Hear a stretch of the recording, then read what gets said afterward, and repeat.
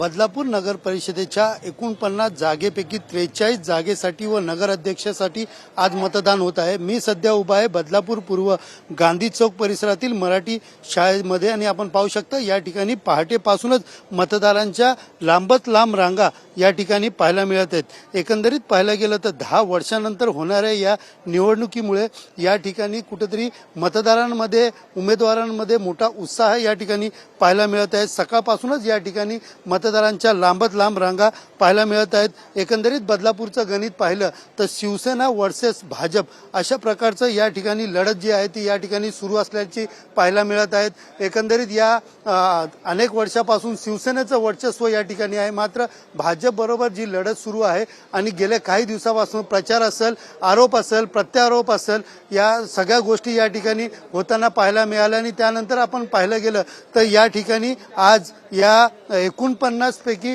43 जागेसाठी ही लढत होत असून या 43 जागेसाठी आरोप प्रत्यारोप झाल्यानंतर आज सकाळपासून मतदार जे आहेत ते मतदार अनेक केंद्रावरती मोठ्या प्रमाणात गर्दी करत असल्याचं चित्र या ठिकाणी दिसून येत आहेत। एकंदरीत शिवसेनेकडनं वीणा म्हात्रे, भाजपकडनं रुचिता घोरपडे, उद्धव बाळासाहेब ठाकरे पक्षाकडनं प्रिया गवळी आणि त्याचबरोबर अन्य अपक्ष उमेदवार देखील या लढतमध्ये सहभागी आहेत।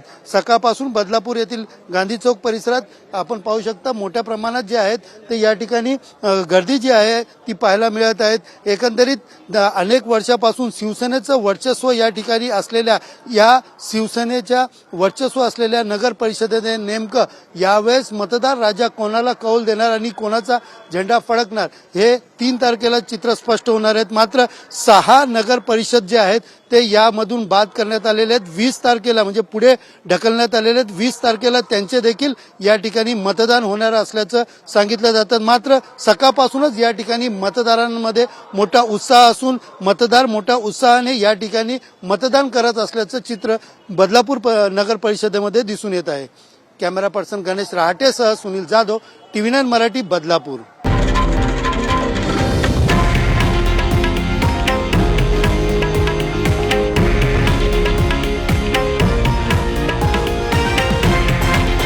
हे आहे देशातील नंबर 1 न्यूज नेटवर्क आणि आपण पाहत आहात TV9 मराठी, एकमेव।